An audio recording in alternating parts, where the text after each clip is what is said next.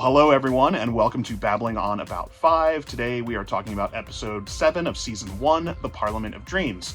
Now this starts off with Garibaldi denying Eldrazi from carrying his ceremonial blade, and introduces us to the concept that this week on the station they are going into great depth with all of the various alien races and their religions, including humans.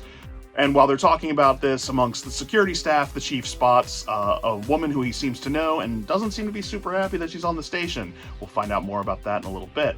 So then we're treated, and I do mean treated, to G'Kar singing what sounds a lot like a show tune from a Gilbert and Sullivan play. I'm pretty sure it's something they just wrote for the show. I wasn't able to find any other information, but it was really reminiscent of like Mr. Data singing one of the Gilbert and Sullivan show tunes that he would do in Next Generation and some of the films. And just a great time as he's cooking his meal, which looks like a giant, complete head of a pig that he's about to feast upon when a courier comes knocking on his door with some serious news. So he hands G'Kar this data crystal, and on it is a video from a rival of G'Kar saying, by the time you're seeing this, I'm already dead, and I'm using all of my resources to kill you within the next 48 hours. Have fun living in fear, you're gonna die. So the video message warns G'Kar that it will be someone close to him, so naturally, we are now introduced to G'Kar's new assistant, Natov, who G'Kar immediately distrusts because, I mean, come on, someone's trying to kill him, why wouldn't you distrust the person that is gonna have a ton of access to you out of nowhere? We learn that the woman that Chief Garibaldi saw is actually someone connected to Commander Sinclair. It is an ex of his named Catherine. Doesn't seem like anyone's super thrilled that she's here. Now we immediately go to this great scene. Most of the major players are invited to a religious feast that the Centauri are holding, which is basically an act of pure debauched hedonism. It's one of my favorite scenes in the episode. Now, granted, I have a weakness for Londo, and drunk Londo is the Londoest Londo. So he is having a rip-roaring time. He's getting up on the table. He's calling people cute. Can you be 4 sheets to the wind? I'm not sure. We'll look that up. But anyway, while he's entertaining his guests and being a bit of a distraction, Sinclair sneaks off and has his sort of awkward moment with Catherine. They reconnect a little bit. There's some tension there, but they agree that they're going to meet for dinner and maybe talk things out. G'Kar starts grilling Natov, and in the process of grilling her, it reveals the assassination threat. They have this conversation, and she consoles him like, oh, if this is a real threat, using real assassins, you would have gotten a Death Blossom by now. Have you gotten one? No? Then you're probably fine. He's probably just messing with you. So naturally, G'Kar wakes up the next day with the Blossom in his bed and freaks out a little bit. Now, he might be freaking out, but he still has his stubborn Narn pride and decides to keep this whole thing to himself rather than expose weakness to other governments and potential other rivals. So security is not aware that there's a threat against one of the most important ambassadors on the station. Now, we finally get to meet Lanier.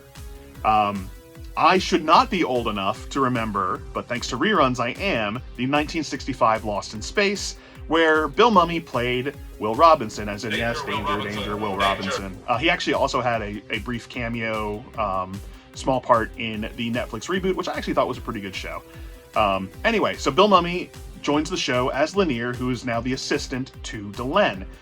He's fully aware of who Delenn is, who the Grey Council is, how much respect she deserves, so he's walking in, head down, refusing to make eye contact until he's commanded to by Delenn, who goes into greater detail, like, look, we don't talk about the Grey Council here, we don't talk about my title, you are to refer to me only as Delenn, we don't need all these people knowing who I really am, how important I really am, etc. At this point, G'Kar has the clever idea to go to sort of the seedier underground elements of the station to hire a personal bodyguard that isn't attached in one way or another to someone who's trying to kill him. Seems like a good idea, I can get it, why not? Sinclair and Catherine go on their date, and we learn that they've had this long, drawn out, on again, off again, will they, won't they relationship that starts off with reminiscing, moves to passion, ends in heartbreak, and then the cycle repeats every couple years. One of them leaves, the other leaves, etc. Will they ever get it right? Are they actually meant for each other? And it's sort of left up kind of in the air at the end of that dinner. We cut to a very somber and serious Minbari religious rite. It is almost the polar opposite of the Centauri, where everything is clean, everything is quiet, everything is peaceful and respectful. A bunch of robed Minbari are reciting history or poetry or scripture for them. It's their rebirth ceremony. They then pass out this sort of, it looks like the hybrid of a pepper and a berry that everyone's supposed to eat. It's a little reminiscent of communion or Eucharist.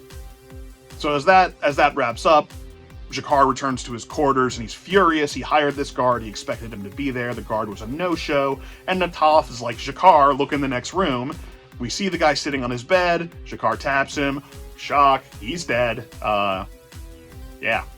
So G'Kar lets security know as sort of a courtesy to them. He is on diplomatic ground. It is technically Narn space. They have no jurisdiction. But it's like, hey, there's a dead guy in my quarters. I didn't kill him. You guys want to know about this? G'Kar orders Na'Toth to find the courier and bring him back. She achieves this, and G'Kar speaks to him alone. G'Kar interrogates the courier, and kind of bullies him into saying, hey, who really hired you? Who really hired you? So eventually he owns up and says, oh, it was Na'Toth's father who hired me. Now we jump over to Sinclair's quarters. He's kind of enjoying a peaceful evening when Catherine shows up at his door. She had recently gotten some very good news about a job that she had done previously. She's getting a big bonus. She wanted someone to celebrate with. Romantic chemistry starts to boil over a little bit, and there's some tension there as well when they're interrupted by CNC, and it seems like their passionate moment is cut off. Or is it? Cue saxophone music. We jump back to G'Kar, and he's on the line with his government, asking for Na'Toth to be removed and replaced. They, of course, are very apologetic. They're like, yes, sure, we're also sorry that we haven't been able to replace our courier yet. And to which G'Kar's like, wait, what do you mean? They say the courier's gone missing. Wait, then who's that guy? Ah, crap. So G'Kar wakes up in a disused part of the station. Our courier/assassin has him in something called a pain giver. It sort of restraints that electrocute him if he gets too close, or if he gets even closer, it'll kill him. He then tells G'Kar that he has orders to torture him up until the point of his death. Na'Toth goes back to G'Kar's quarters and sees signs of a struggle and begins her investigation. She arrives on the scene claiming to be backup. She's very knowledgeable about this guy's Assassin's Guild and seems like she could actually legitimately be his backup. She starts criticizing his use of pain givers, like, let's actually just, really make this guy hurt. Starts beating the tar out of G'Kar, which should have proven to the assassin, oh, maybe this girl's on my side. So they have their back and forth. He doesn't really seem to trust her yet, but their whole conversation, it was just enough time to distract the assassin so G'Kar could hop in and pummel him quite a bit.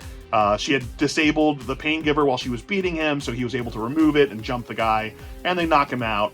Not only do they knock him out, they drug him, and when he wakes up a few days later, he's missed his deadline. They've deposited extra money in his account, and it looks like he's betrayed his Assassin's Guild, and he better run now, because they're going to get him for betraying the guild. So they let him go, and he has to flee justice from the Assassin's Guild. Good luck with that, buddy. Now, Catherine departs to do a survey mission, and it's unclear if or when we will see her again, but things seem to part on a good tone between her and Sinclair, so here's to hoping. The religious festival wraps up as Sinclair chooses to introduce the alien races to humanity's varied philosophies and religions rather than just sticking to one. We've got a line of dozens of people from dozens of beliefs and walks of faith. That concludes the episode, and that concludes this episode of Babbling on About 5. Be sure to catch us in a week for another episode. Do the liking and subscribing. Check the slate coming up for our other shows. Hope to see you there.